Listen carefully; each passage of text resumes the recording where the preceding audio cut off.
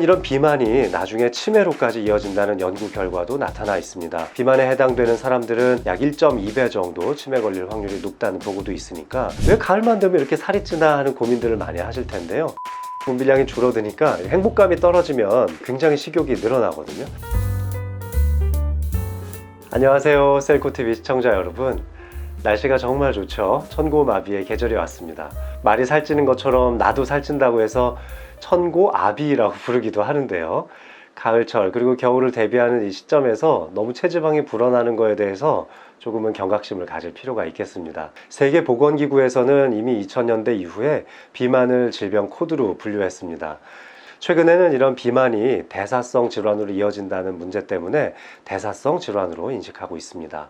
비만 치료를 시작하는 그 기준점을 잡는 것이 굉장히 중요한데요. 복부 둘레 기준으로는 남성은 90, 여성은 85cm 이상이라면 치료가 필요한 시점으로 볼 수도 있습니다.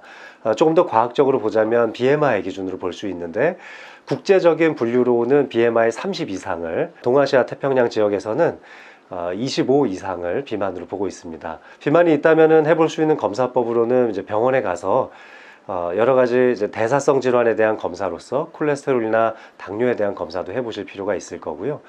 또 인바디라고 부르죠. 체지방을 분석해주는 여러 가지 장치들을 이용해서 측정을 해보셔도 좋습니다.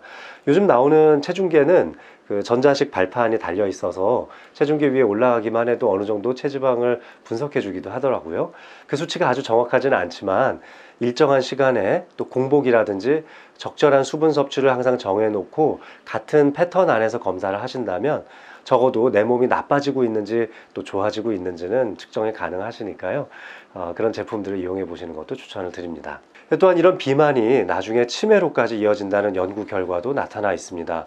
BMI 기준으로 했던 연구지만 비만에 해당되는 사람들은 약 1.2배 정도 치매 걸릴 확률이 높다는 보고도 있으니까 적절한 체지방률에 대한 관리, 그리고 또 건강한 식생활을 유지하는 것이 무엇보다 중요하겠습니다.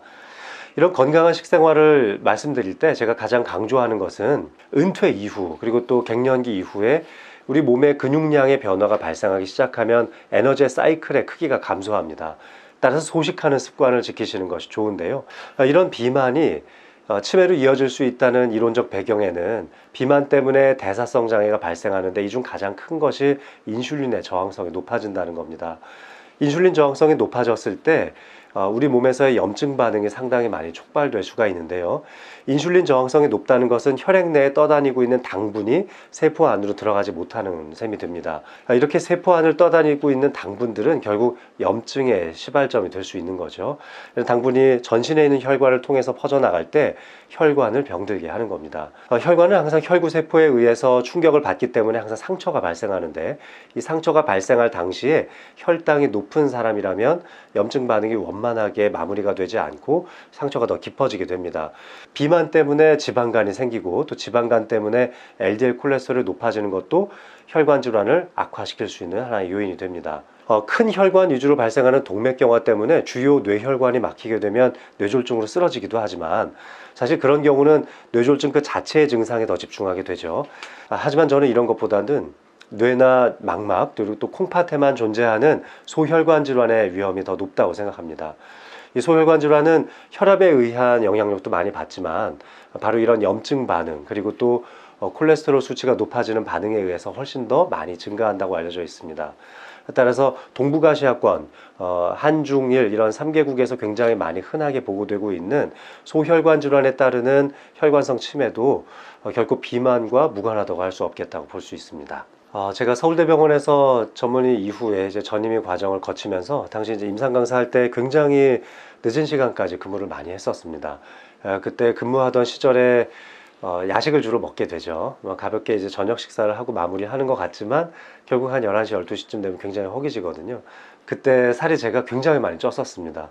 제가 전문의 취득하기 이전까지 한 68kg 정도 체중을 유지하고 있었는데요.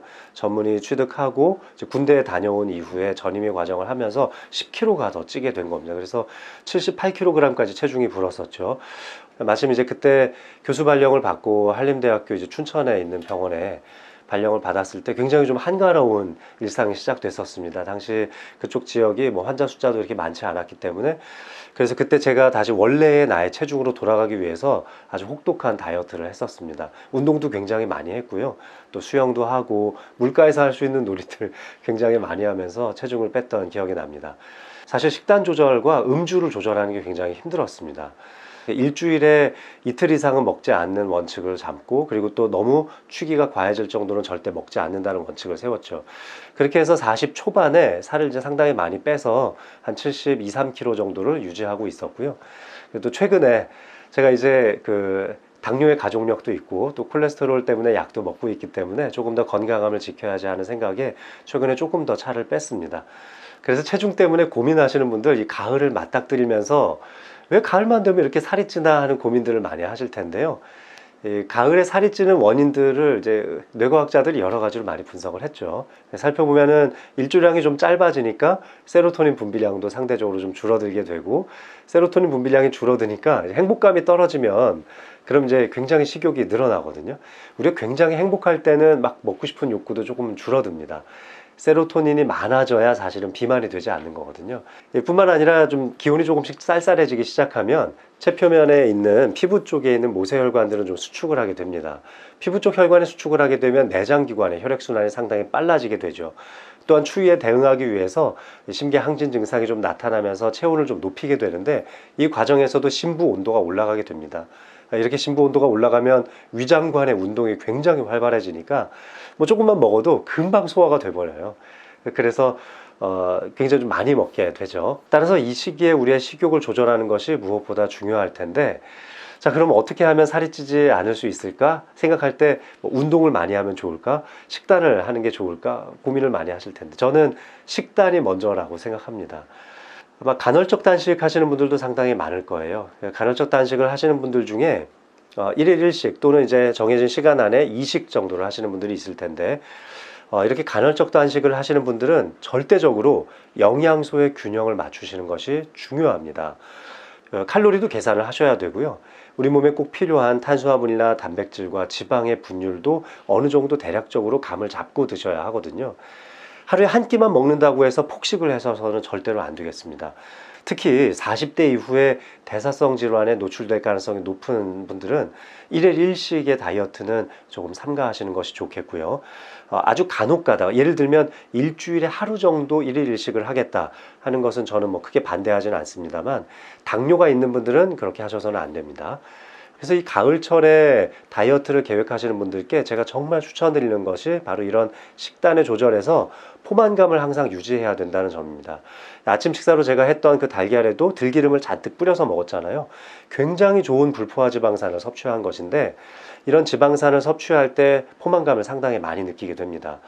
그래서 그렇게 해서 아침에 포만감을 어느 정도 채워주고, 점심에도 이제 샐러드를 먹으면서 달걀이나 뭐 두부 같은 것들을 좀 곁들여 먹고, 샐러드를 먹지 않고 뭐 저희 직원들이랑 같이 식사를 하러 갈 때에도 중국집에 가더라도 예를 들면 이제 뭐 마파두부밥 같은 것들을 시켜서 밥은 한 반절 정도만 먹고 두부 위주로 식사를 한다거나 이렇게 점심 식단을 하고 있습니다.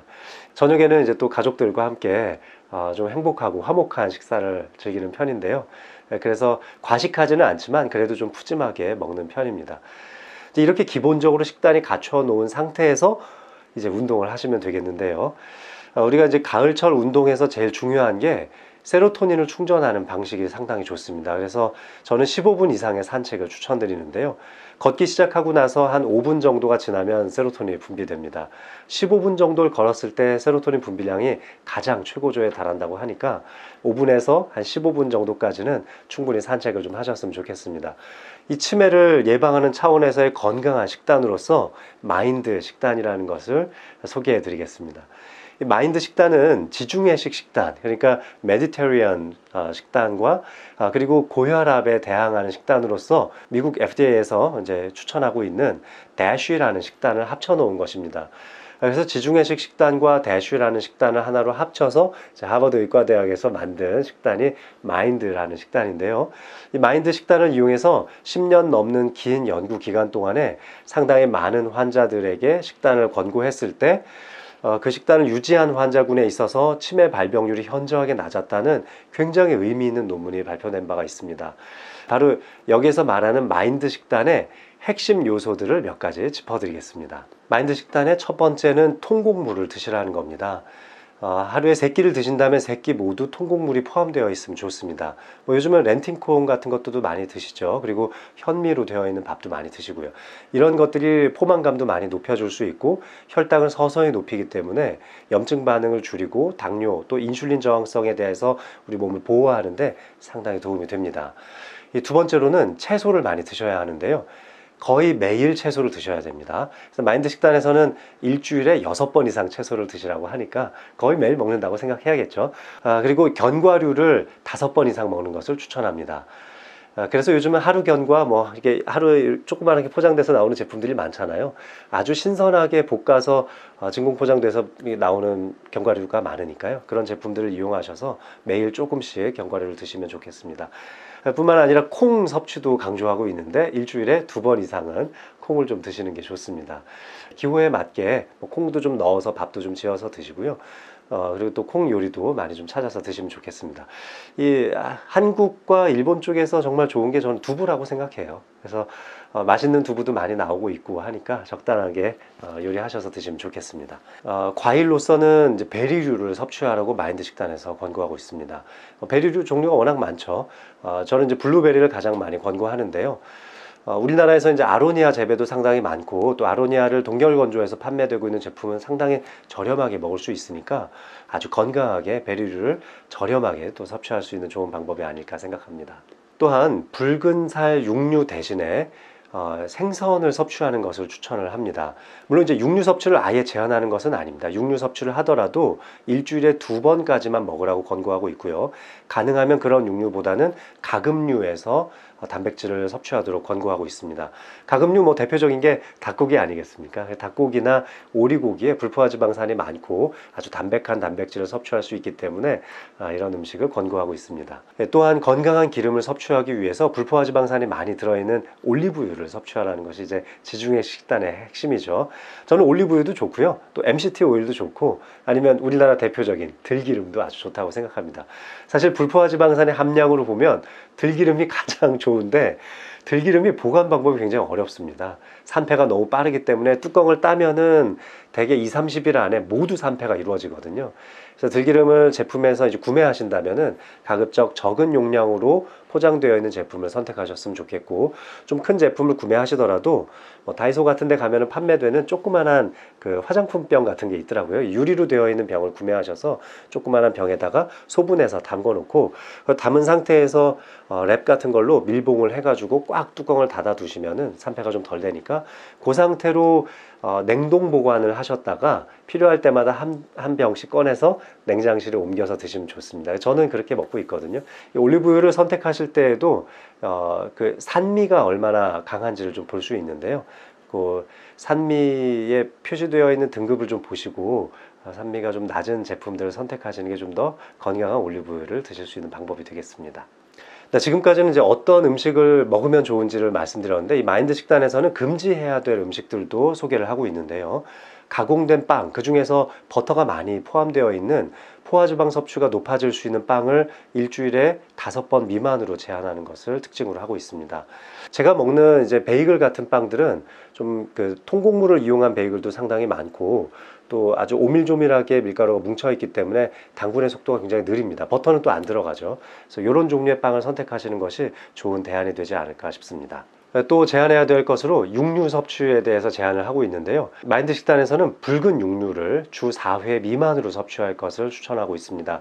그러니까 한 2-3번 정도까지는 드셔도 된다는 거니까요. 너무 과하지 않게, 또 너무 마블링이 심한 고기를 좀 피하시고 담백하게 육류를 섭취하셨으면 좋겠습니다. 또한 치즈나 튀긴 음식들이 굉장히 칼로리가 높은데요. 이런 것들은 주 1회 정도로 복용하는 것을 추천하고 있습니다. 건강하게 섭취할 수 있는 생치즈 같은 것들은 좀 충분히 섭취해도 좋습니다. 예를 들면 이제 모짜렐라 치즈 같은 경우에는 염분도 좀 적고 자연산 생치즈이기도 하죠. 이런 치즈들은 적절하게 좀 드셔도 될 것 같습니다. 그리고 또 달걀에 대해서 여쭤보시는 분들이 많은데요. 장년기 이후에 대사성 질환을 관리하는 차원에서 달걀 섭취는 저는 하루에 한 4개 정도까지는 괜찮다고 봅니다. 이제 미국의 이제 낙농협회에서는 하루에 6개까지의 달걀 섭취는 콜레스테롤을 높이지 않는다고 했지만, 나이가 들어갈수록 대사 능력이 조금씩 떨어질 수밖에 없기 때문에 하루에 서너 개 미만으로 드시는 것을 추천드리고 싶습니다. 치매를 목적으로 하는 거라면 탄수화물을 조심하는 게 더 중요하다고 생각합니다.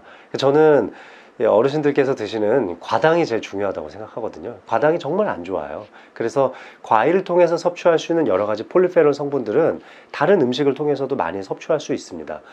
근데 굳이 과일을 먹으면서 내 건강이 더 좋아질 거라고 생각하시진 않으셨으면 좋겠어요. 그래서 골고루 균형 잡힌 식사를 하시되 과당이 많이 들어있는 음식을 제한하는 것이 그 무엇보다 중요하다고 생각합니다. 근데 또 이렇게 생각하시는 분들도 또 반론을 제기하는 분들도 있을 거예요. 근데 이제 비만이라는 전체를 놓고 보면은 사실 지방 섭취가 더 중요하다고 볼 수도 있겠죠. 근데 건강한 탄수화물을 섭취하는 게 훨씬 더 중요하다고 생각이 들고, 그 다음에 포화 지방을 줄이는 것이 그 다음으로 중요하다고 생각합니다. 비만에 대한 유전자를 크게 3가지로 나눠볼 수가 있는데, 일단은 식탐, 그리고 포만감, 그리고 공복감을 얼마나 견딜 수 있느냐, 이겁니다. 식탐이 굉장히 높더라도 포만감을 빨리 느낄 수 있으면 살이 또 그렇게 많이 안 찌거든요. 근데 식탐이 좀 있고 포만감을 잘 못 느끼더라도 공복감을 잘 견딜 수 있으면은 여건이 주어지지 않을 때 몇 시간을 계속 굶을 수 있는 여건도 갖춰지죠. 그러니까 유전적인 특성이 굉장히 많은데, 우리나라 민족의 특성이 스트레스를 받을 때 식탐이 올라가는 그런 유전자가 있습니다. 이 유전자 굉장히 유명한데 사실 저도 있거든요.